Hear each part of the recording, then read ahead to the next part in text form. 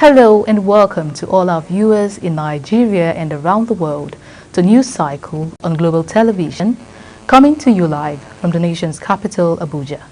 I am Priscilla Obasi. A quick reminder that Global Television is on DSTV channel 365 and Star Times channel 276.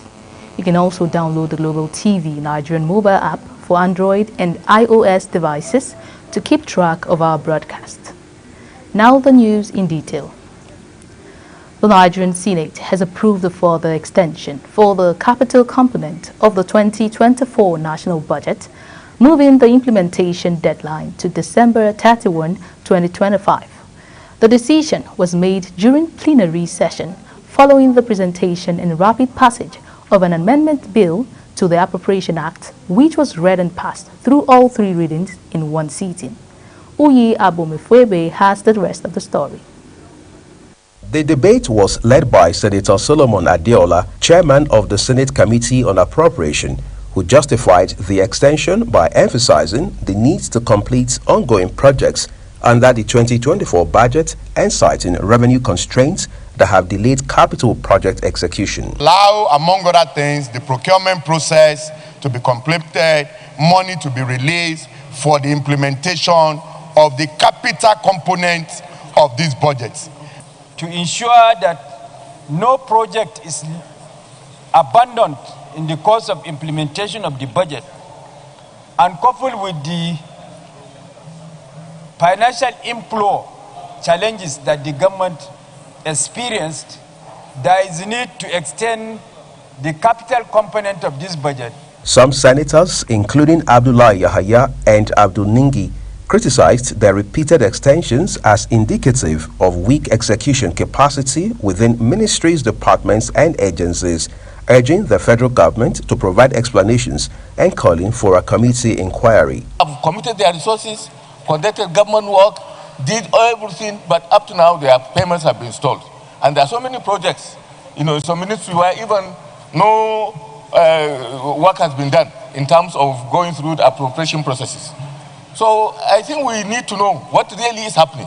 So I'm going to bring a motion sequent to the passage of the bill, which says the Committee on Appropriation and Finance should investigate the recurring dismal of non-implementation of the capital component and report back within 1 week or two. those who have done their jobs, committed their resources, cannot be paid. The benefits of the budget that we all took time to work on and passed has not gotten to the people. I think that unless we take it very seriously up with the Ministry of Finance, this parliament will become an embarrassment into itself. Deputy President of the Senate, Barau Jibrin, who presided over the plenary, ruled in favor of the bill following the adoption of the Senate Committee on Supplies report. The Committee on Appropriations and Finance have the function already enshrined in our rules to do that. So what we are trying to do is to emphasize the need that they should do the needful and then report back to us. This marks the second extension, with the initial one having shifted the deadline from December 31, 2024 to June 30, 2025, after a request from President Bola Tinubu. In a similar development, the Chamber considered and passed the Nigeria Police Trust Fund Amendment Bill, seeking to extend the duration of the trust fund from 6 to 12 years, with the aim of enhancing police training, equipment, and facilities. Without opposition, the bill was read for the second and third times, following the required suspensions of Senate Rule 78, subsection 1. Of the bill, Mr. President and distinguished colleagues, is basically to amend Section 2, Sub 2 of the Extant Act to extend the duration of the trust fund as established by the Act. Both bills now await concurrence by the House of Representatives before heading to the President for assent. Uyi Agmofwebe reporting for Global TV News. President Bola Tinubu has written to the House of Representatives declining his assent to the National Assembly Library Trust Fund Establishment Amendment Bill 2025 into law. The President's letter, read at plenary by Speaker Tajuddin Abbas, Tinubu cited some constitutional policy and fiscal issues which he said were capable of disrupting existing governance system and creating a problematic legal precedent. The bill seeks to transform the National Assembly Library Trust Fund into the National Assembly Resource Center. President Bola Tinubu has called on residents of Idu and its environs to take full responsibility for the maintenance of national assets and infrastructure within their environment. He made this call while commissioning the Ring Road 3 to the Outer Northern Expressway in Abuja. Our correspondent, Godwin Sunday, reports. In a significant boost to road infrastructure and urban connectivity, the right-hand service carriageway of the Inner Northern Expressway (INEX) is now officially commissioned. The newly opened road stretch runs from Ring Road 3 to the Outer Northern Expressway and is expected to divert local traffic from the main expressway lanes, reducing pressure time and ensuring smoother traffic. As it is built on international standards with pedestrian walkways, drainage systems, and street lighting for safety. President Bola Tinubu, represented by the Deputy Senate President, Senator Barau Jubril, commented the FCT minister and called on the public to treat public assets with respect. I commend the FCT administration, led by the FCT minister, Barrister Nyesom Wike, for his vision, commitment to quality and timely execution. You have contributed to something larger than a roadway. You have contributed to the future of our capital. In his remark, the FCT minister, Nyesom Wike, described the project as part of a broader national infrastructure development drive aimed at enhancing economic activities and commuter safety, and thanked President Bola Tinubu for the support so far. It's been the policy of Mr. President under the New Hope agenda to continue with projects that will be impactful on the lives and the economy of our people. From the Inner Northern Expressway, Godwin Sunday reports for Global Television News. The Nigerian police force has arrested 26 suspects for their alleged involvement in the recent massacre at Yelwata community in Benue State. The Inspector General of Police, Kayode Ebetokun, made this known in Abuja while briefing journalists. Security correspondent Kikalomo Okere was there for Global Television. While addressing journalists in Abuja, the Inspector General of Police, Kayode Ebetokun, says 47 villagers were killed. 2 attackers were killed by the police and over 100 others were displaced.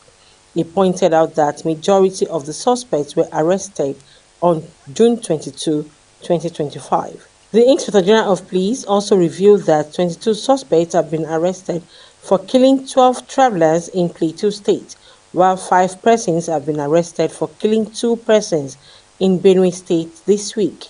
I am pleased to inform you today that 26 persons directly connected to this crime have so far been arrested and their weapons recovered. On 19th June 2025, 2 prime suspects who were masterminds of this attack were apprehended from their hideout. This arrest led to the arrest of 7 other suspects the following day, 20/06/2025. 9 of the passengers were murdered and 3 sustained injuries before our teams could intervene and rescue the remaining 22 victims. So far, 22 suspects have also been arrested in connection with this gruesome act of mob violence. They too will face the full wrath of the law in court. While decrying the trends of reprisal attack in the country, the police boss says the police will leave no stone unturned to arrest perpetrators. It therefore called on Nigerians to reject violence and embrace peace, regardless of ethnic or religious affiliation. Let the world know that Nigeria will not bow to terror. Our people will not be silenced by fear. We are not helpless. Nigeria is not hopeless. These criminals may have struck, but we will strike back with the full force of the law. We are not retreating, we are advancing.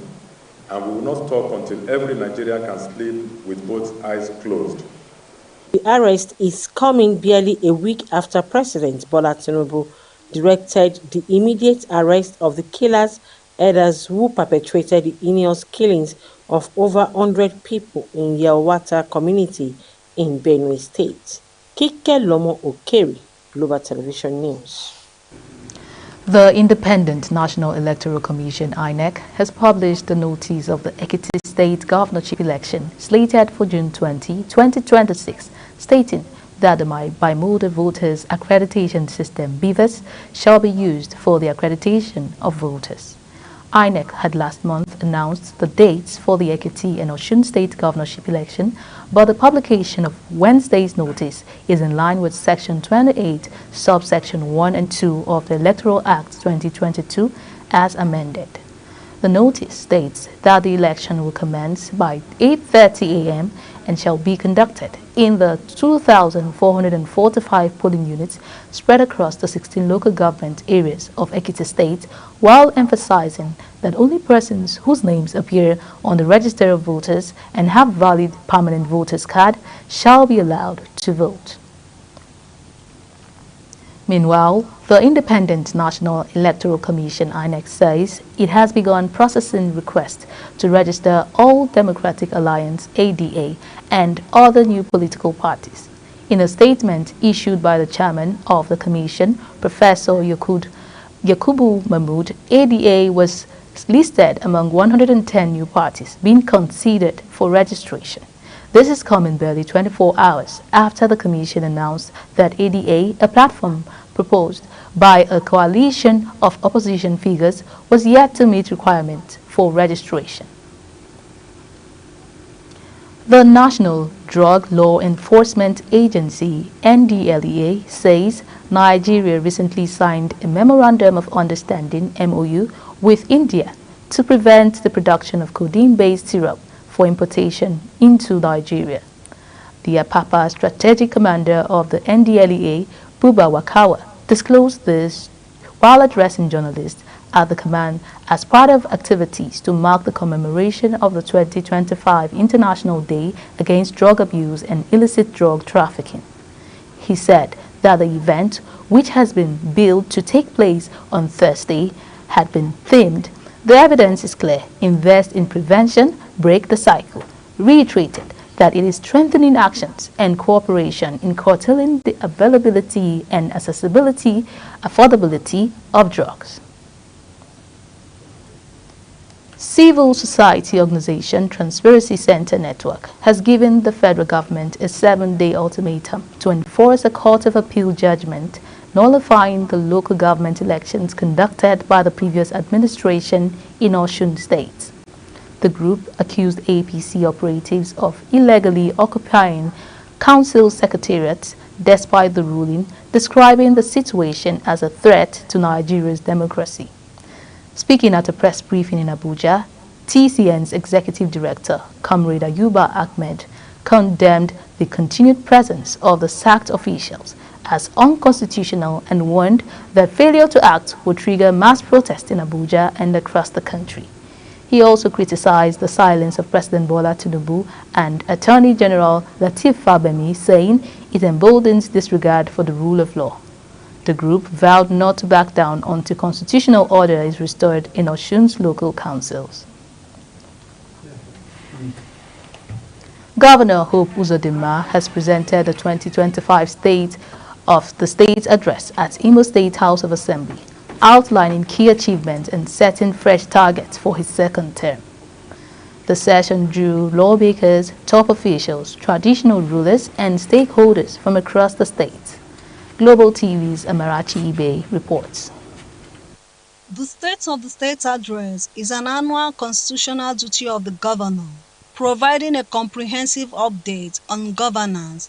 This year's address was delivered with a strong focus on infrastructure renewal, economic reform, and inclusive growth. In his address, Governor Uzodinma said the administration has completed the flag-off of several strategic road projects across all senatorial zones, including Rural Access Road, aimed at boosting commerce and agriculture. When we dualize the Owerri Olu and the Owerri Okigwe Group to the MCC Toronto Greater Corridor, this administration has shown that government can indeed be responsive to the people's needs. The governor also highlighted ongoing work on the dredging of Oguta Lake and the Orashi River, a major project aimed at linking Imo to the Atlantic and opening up new opportunities in transport and trade. Beyond physical infrastructure, Governor Uzodinma emphasized youth empowerment through digital training program and agricultural enterprise development, noting that over 3,000 young people have benefited from it since inception. In other ways, we have repaired the previously moribund pontoon, MV Orash at Oguta Lake, and today, Imo State operates two functional pontoons, MV Orash and MV Obana. In his remarks, the Speaker of the House, Right Honorable Chiko Olembe, commended the governor's leadership and pledged legislative backing to sustain the momentum. Under your leadership, the energy sector has recorded notable advantage, including the establishment of the Imo State Electricity Regulatory Commission, ORAS. The highlight of the event was the passing of votes of confidence on Governor Hope Uzodinma and the endorsement of President Bola Tinubu for a second-term bid by the Imo State House of Assembly, with many hailing Governor Uzodinma's developmental efforts as a model of progressive governance. Everybody has seen it. Our governor has tried tremendously well. Everything is ranging from the hotels, from the roads. We call him road master in our area. Governor Hope Uzodinma's message today is clear. The groundwork has been laid. Imo is moving forward with a clear result and a bold plan ahead. The administration says the best is yet to come. From Imo State House of Assembly, Amarachi Ibe, reporting for Global TV News. You're watching the live broadcast of News Cycle. When News Cycle returns, Kenya government bans live coverage of protest anniversary. Details coming shortly, plus business and sports stories on the other side of this break. Please stay with us.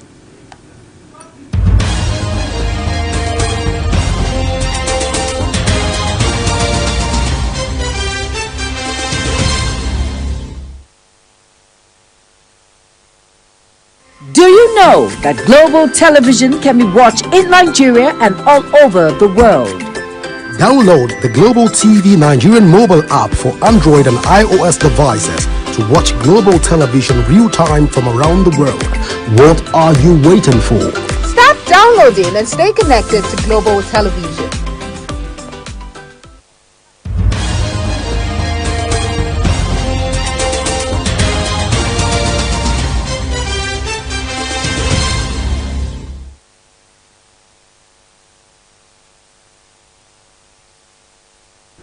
Welcome back. Thank you very much for staying with us. Now we go to the business news. The Nigerian Midstream and Downstream Petroleum Regulatory Authority, NMDPRA, has called together stakeholders for sensitization of new requirements introduced by the authority for the regulation of lubricant importation. The regulation has been implemented to ensure that imported lubricants meet the standard requirement of the industry, thereby preventing adulterated lubricants from entering into the country. Sharon Ajay completes the story. The Executive Director of the Hydrocarbon Processing Plants, Installations and Transportation Infrastructure, Francis Ogeri, emphasized on the need for the lubricant importation regulations as well as to drive production growth and boost economic progress and confidence in the Nigerian market. To do that is to streamline to meet the shortfalls, like you said, 30-40%. But if these people are encouraged to produce and they know that we can streamline the 60% that is coming in, then everybody will be compelled to come and invest. And that's the basis of what we are doing. The Assistant Comptroller General of Customs, Umar Aliyu, has affirmed the customs' readiness to collaborate with all stakeholders in the industry to ensure effective regulation of lubricants. So it's part of the permit that all the stakeholders that are involved in this industry that will look. And the sensitization that is now going on now within the stakeholders is one of the key approach, because the Executive Director of the Lubricant Producer Association of Nigeria, LUBAN, Emeka Obidike, has beckoned on the industry to strengthen the already existing lubricant plant for a more efficient production. The authorities should be talking of how to strengthen the existing lubricant plants. You see, there's no country that can achieve true greatness with overdependence on foreign products. Every government at every level does everything to strengthen a policy that will help the manufacturing sector. It has been observed that before the law was put in place to check adulterated lubricants imported into the country, such lubricant did not only damage vehicles but the economy at large. Sharon Ajay reporting for Global TV News. On the foreign scene, the United Nations says investigations into suspected human rights violations and war crimes in Eastern Democratic Republic of Congo cannot proceed because of a funding crisis. In a letter, the United Nations Human Rights Office says the cash trunk is due to failure of some countries to fully pay their contributions compounded by United States courts in foreign aid. United Nations High Commissioner for Human Rights, Volker Turk, had said that the Rwanda-backed M23 rebels, Congolese troops and elite militias fighting in the region have all committed human rights abuses. A South African judge has halted the burial of former Zambian President Edgar Lungu while the funeral service was underway, in an escalation of the standoff between his family and the government.